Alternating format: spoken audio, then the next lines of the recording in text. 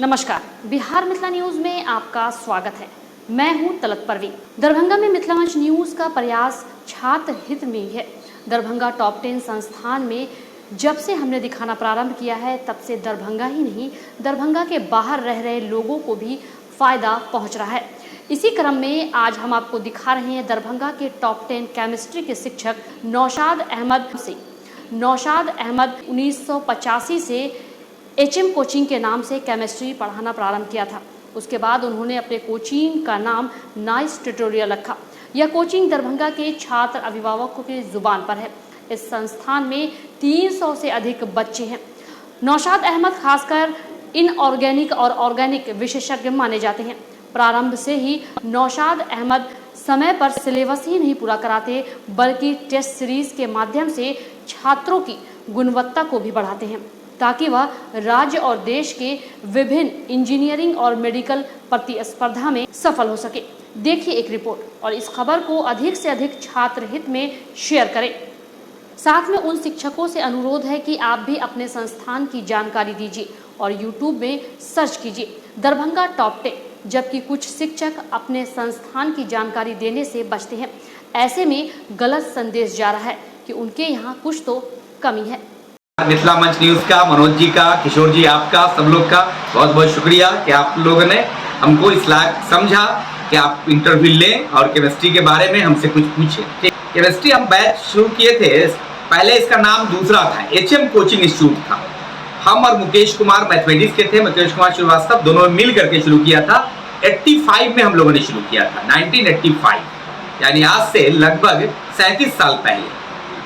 Chemistry के science के student के लिए अगर ऐसे पूछा जाए, ऐसे तो हर कोई अपनी चीज को ज्यादा बढ़िया बताता है, लेकिन फैक्ट है कि केमिस्ट्री आपको अगर साइंस पढ़ना है तो केमिस्ट्री पढ़ना पड़ेगा। आप बायोलॉजी लेकर चल रहे हैं, केमिस्ट्री पढ़ना पड़ेगा। फिजिक्स लेकर पढ़ रहे हैं, केमिस्ट्री पढ़ना पड़ेगा। मैथ लेकर पढ़ रहे हैं, केमिस्ट्री पढ़ना पड़ेगा। जबकि हायर क्लास में मैथ वाले बच्चों को बायोलॉजी से छुटकारा मिल जाता है, अब बायोलॉजी वाले बच्चों को मैथ और फिजिक्स से छुटकारा मिल जाता है, लेकिन केमिस्ट्री से छुटकारा नहीं मिलेगा। केमिस्ट्री जस्ट लाइक आलू सब्जी है, जहाँ जाओ आपको मिलेगा ही। वही बात है, साइंस के केमिस्ट्री के बिना साइंस को सोचा भी नहीं जा सकता है। 11th और 12th को सिलेबस को कुल 30 चैप्टर्स हैं, जिसमें 11th में है 14 चैप्टर, 14 चैप्टर है, और 12th में है 16 चैप्टर्स, 16 चैप्टर है। 12th में थोड़ा ज्यादा है, और हर टॉपिक जो है 11th में उसके इंट्रोडक्शन है, बेसिक्स हैं, डिफिनेशंस हैं, उसी का एप्लीकेशन हम लोग को 12 में पढ़ना है। ऐसे केमिस्ट्री में 3 विंग होते हैं, फिजिकल, ऑर्गेनिक, इनऑर्गेनिक, और चौथा है एनालिटिकल केमिस्ट्री, जो प्रैक्टिकल में हम लोग पढ़ते हैं। तो थ्योरी में हम लोग पढ़ाते हैं फिजिकल, ऑर्गेनिक, इनऑर्गेनिक। ये तीनों जो है वो 11th और 12 में बटे हुए हैं, 11th में 14 और 12 में 16 चैप्टर्स। जी NCERT में दिक्कत क्या है कि NCERT में है क्या कि ज्यादा से ज्यादा बातों को कम से कम शब्दों में लिखा हुआ है। तो उसमें दिक्कत थोड़ी ये हो जाती है कि बच्चे बगैर असिस्टेंस के, हेल्प के, वो नहीं पढ़ पाते हैं अपने से। बहुत एक्स्ट्रा ऑर्डिनरी कोई बच्चा हो तो अलग बात है, तो उनको टीचर का असिस्टेंस चाहिए ही चाहिए, एक बात। दूसरी बात है, टीचर भी अगर NCERT को पढ़ाएगा तो सिलेबस का कोई कॉर्नर उसको छोड़ना नहीं पड़ेगा, सब कुछ उसको पढ़ाना पड़ेगा, है ना। और उसको ज्यादा प्रेशर होगा, ज्यादा दिक्कत होगी उसको। और अगर उसको साइड कर देते हैं, अपने नोट से पढ़ाते हैं, तो कुछ जोड़ा कुछ तोड़ा, कुछ जैसे चाह किया। इसलिए NCERT मेरे हिसाब से बेस्ट है। आप कोटा जाओ, दिल्ली जाओ, कहीं पटना जाओ, कहीं भी हायर एजुकेशन ऑनलाइन करो, ऑफलाइन करो। अगर कोई बच्चा NCERT को घर पर रह के बढ़िया से पढ़ता है किसी अच्छे टीचर के हेल्प से, तो दैट इज द बेस्ट। वो किसी कोचिंग से कम नहीं है। देखिए, केमिस्ट्री लोग समझते हैं कि केमिस्ट्री रटन घटन विद्या है, मेमोरी बेस्ड टॉपिक्स है, याद करने वाली बात है, तो ऐसी बात नहीं है। केमिस्ट्री में 3 विंग्स हैं, एक physical, organic, inorganic. Physical total physics है, फिजिक्स से ही ड्राइव किया हुआ है, यानी केमिकल रिएक्शंस पर फिजिक्स के जो भी है फिजिकल क्वांटिटीज, उनका क्या इफेक्ट पड़ता है, ये तो टोटल कैलकुलेशन बेस्ड है, कंसेप्चुअल है, एकदम समझने वाली, एक भी बात याद करने वाली उसमें नहीं है। दूसरी बात, ऑर्गेनिक जो है केमिस्ट्री में लैंग्वेजलेस, उसका लैंग्वेज ही अलग है, लैंग्वेज ऑफ केमिस्ट्री और ऑर्गेनिक का, तो उसमें 100% समझने वाली बात है। इनऑर्गेनिक में 50% बात लैंग्वेज बेस्ड है, जो मेटल्स नॉन मेटल्स है वो थोड़ा मेमोरी बेस्ड है, याद करने वाली बात। अदरवाइज सब कॉन्सेप्चुअल है। बच्चे अगर रटेंगे, रट्टा मारेंगे तो उनको दिक्कत है। हाँ, समझ के उसको ध्यान में रखेंगे, दिमाग में रखेंगे तो बेटर है। तो केमिस्ट्री से जनरली बच्चे जो है थोड़ा दूर भागते हैं। वो इसकी वजह से थोड़ा सा इसमें क्या है कि टीचर की जरूरत तो इसमें है ही, है ना।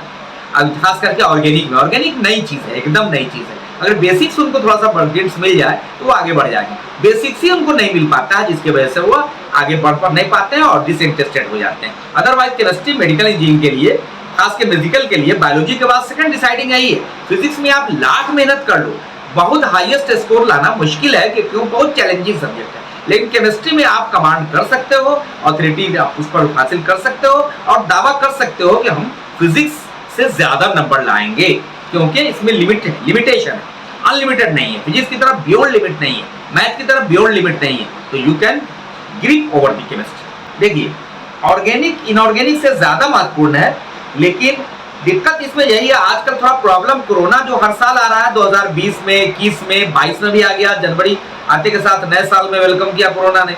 तो दिक्कत ये हो रही है कि टीचर को पूरा सेशन नहीं मिल पा रहा है पढ़ाने के लिए।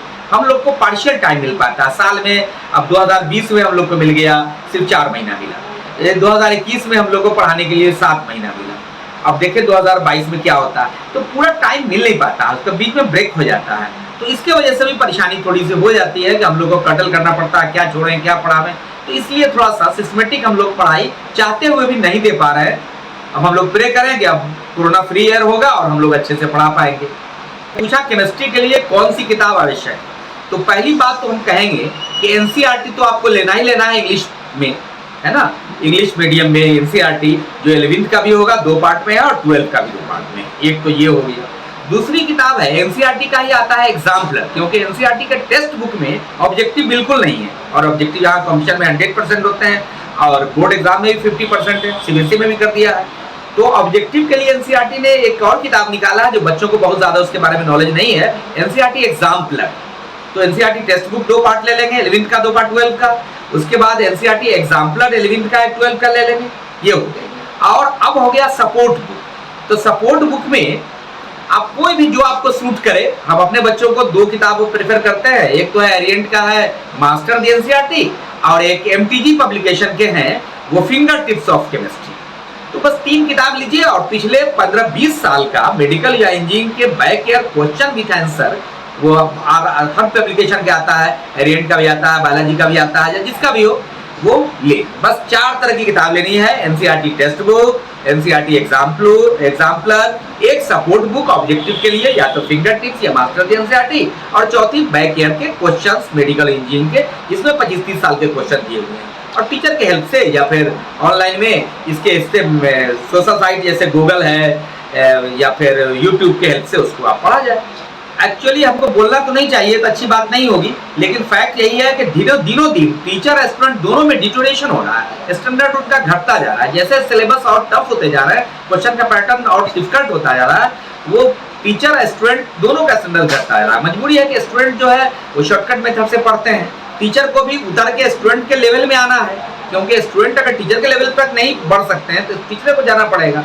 तो मोरलेस हमारे हिसाब से थोड़ा सा स्टैंडर्ड पहले से कुछ कम हुआ है, घटा है, लेकिन अच्छे स्टूडेंट अभी भी हम लोग के पास 10% बैच में अच्छे स्टूडेंट हैं और बाकी सब सो हैं। टेस्ट सीरीज बहुत महत्वपूर्ण है। टेस्ट सीरीज से 2 सबसे बड़ा फायदा, पहला तो ये है कि स्टूडेंट को अपने बारे में असेसमेंट करने में पता लगता है, उनको पता चलता है कि वो कितने लेवल में है, कितने पानी में है। जनरली बच्चे होते हैं या तो अपने को ओवर कॉन्फिडेंट हो जाते हैं कि हम बहुत जानना है, वो भी नुकसानदेह है। बहुत सारे बच्चे कुछ जान भी रहे हैं तब भी इन्फिनिटी कॉम्प्लेक्स में रहते हैं कि हम कम जान रहे हैं। तो टेस्ट सीरीज उनको सही आईना दिखाता है, मिरर दिखाता है उनको कि भाई तुम कितने पानी में हो, कितने मेहनत की तुमको जरूरत है, किस लेवल में हो। एक तो फायदा ये है, और दूसरा है कि उससे रेगुलर स्टडी हो पाती है, प्रेशराइज स्टडी होती है। बच्चों को छोड़ दिया जाए पढ़ने के लिए, रूटीन में यूं ही पढ़ते हैं, लेकिन टेस्ट सीरीज में मार्क्स लाना है, उनको अच्छा मार्क्स लाना है, कंपटीशन और बच्चों के कंपटीशन में कॉम्पिटिटिव माहौल लाना है और ज्यादा नंबर लाना है, इसलिए वो प्रेशराइज होकर पढ़ते हैं। तो टेस्ट सीरीज का 2 फायदा, लड़कों को अपना सही असेसमेंट बताना क्या लेवल में है, और दूसरा कि प्रेशराइज होकर पढ़ना और पढ़ते जाना। टेस्ट सीरीज बहुत फायदा है, बहुत बहुत बहुत फायदा। देखिए सबसे पहले तो हम ये जानना चाहिए, ये कहेंगे इस बच्चों को, हम लोग के टाइम जो पढ़ना, आज से जो पहले हम लोग पढ़ते थे 40 साल पहले, 50 साल पहले, तो वो सब था, वो सीजनल स्टडी का दौर था। वो था कि भाई अपना साल भर मस्ती करो, सिलेक्टेड क्वेश्चन है, 20 क्वेश्चन पढ़ो, लिख के आओ, 5 क्वेश्चन लिख के आओ। तो एग्जाम पीरियड में हम लोग अगर पढ़ लिया 2 महीना तो काफी होता था। लेकिन अब क्वेश्चन का पैटर्न मॉडल इसलिए इस तरह हो गया है कि पहले 5 क्वेश्चन लिखने होते थे लंबे लंबे, अब 50 क्वेश्चन लिखने होते हैं। एक एक सब्जेक्ट में 50-50 उससे ज्यादा क्वेश्चन होते हैं, जो छोटे छोटे short type, long type, very short type होते हैं। तो इसके लिए उनको सीजनल स्टडी से काम नहीं चलेगा।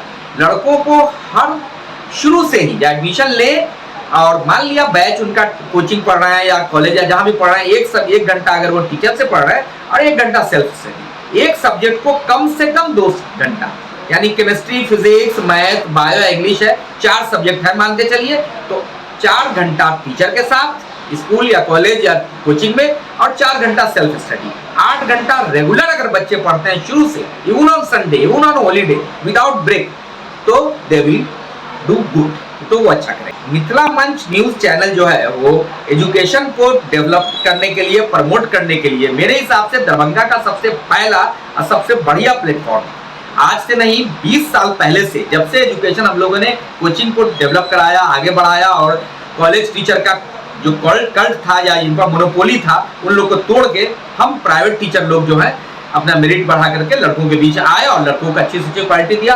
तब से मिथिला मंच हम लोग के साथ है, खासकर मनोज जी हम लोग के साथ हैं। और उस वक्त वो टेस्ट सीरीज अरेंज किया करते थे जो बहुत बढ़िया होता था, और बीच में उनके हेल्थ जो है थोड़ा सा उनका ये डिस्टर्ब होने लगे, आई विजन प्रॉब्लम, थोड़ी ऑपरेशन वगैरह हुआ, इसकी वजह से थोड़ा सा छोड़ दिए बीच में, वो एजुकेशन से थोड़ा साइड ट्रैक हो गए। अदरवाइज इनका बहुत बड़ा कंट्रीब्यूशन है एजुकेशन में, खास करके इंटरमीडिएट और मेडिकल इंजीनियरिंग की तैयारी में, क्योंकि इन्होंने टेस्ट सीरीज चलाया जो बहुत कामयाब हुआ, और हम लोग भी हम हुए, या जो भी सीनियर टीचर हैं, आदर्श जी हैं, जो भी सीनियर टीचर्स हैं, नहीं तो उन लोग का योगदान इनको, मनोज जी को हमेशा था, हर कदम पर था। और इन सबके साथ मिल करके हम लोग एक टीम वर्क लेकर के और बहुत कुछ दरभंगा को दिया। दरभंगा के हजारों बच्चों को हम लोग डॉक्टर इंजीनियर बनाया, जिसे मनोज जी का और मिथिला मंच न्यूज का बहुत बड़ा कंट्रीब्यूशन है ना। लेकिन अफसोस की बात है कि टेस्ट सीरीज अभी उनका ब्रेक हो गया है। हम आशा करेंगे, उम्मीद करेंगे कि फिर वो स्टार्ट करें और दरभंगा और मिथिला के बच्चे उससे बेनिफिटेड हों। मेरा नाम है डॉक्टर नौशाद अहमद, मैं दरभंगा का सबसे सीनियर मोस्ट टीचर हूँ। मेरी उम्र 43 ईयर्स है। मैं पिछले 37 साल से केमिस्ट्री पढ़ा रहा हूँ दरभंगा में। Most of the teacher Darbhanga के यहाँ या तो मेरे जूनियर कलीग हैं या मेरे स्टूडेंट हैं, और हमने कोशिश की है कि दरभंगा को दें। दरभंगा में मैं तब से पढ़ा रहा हूं जबकि एक सब्जेक्ट में 2 टीचर हुआ करते थे, सिर्फ एक सब्जेक्ट में 2-3 होते थे, और आज एक सब्जेक्ट में 200-300 टीचर हैं। फिर भी मैं अपने बच्चों के साथ, जो मेरे जूनियर थे उनके साथ मैंने कंपटीशन किया आज के डेट में, जो हमारे कॉन्टेम्पोररी है उनके साथ किया कल के डेट में, यस्टरडे डेट में, और उसके पहले हमारे जो टीचर थे उनके साथ कंपटीशन किया। 3 पीढ़ी को हमने पढ़ाया है, या 3 पीढ़ी के साथ मेरा कंपटीशन रहा है, और अगर सब लोगों की दुआ होगी तो 4थी पीढ़ी को भी हम एडजस्ट करेंगे और पढ़ाएंगे, और पूरा स्पिरिट जोश के साथ। अभी भी मैं पढ़ाता हूँ, लगभग पढ़ने पढ़ाने का कार्यक्रम मेरा 12 घंटा लगा। मेरा कोचिंग 2 जगह पर है। एक जगह मेरा रेसिडेंस है रामगंज वेस्ट, धोबी गली, रामगंज चौक से पश्चिम 15-20 मकान के बाद एक कोचिंग है जिसका नाइस ट्यूटोरियल्स के नाम से है। और दूसरा एक ब्रांच है जो 5 नाका से दोनार के तरफ भटियारी सराय जो रोड गई है, उसमें मारवाड़ी कॉलेज का जो काला वाला ब्लैक गेट है भटियारी सराय में, उसी के सामने में राइस कंप्यूटर के ऊपर है, वो नाइस केमिस्ट्री के नाम से है, जो 2 साल पहले स्टार्ट की है। और रामगंज वाला मेरा यहाँ बहुत पहले का है। तो ये 2 ब्रांच है।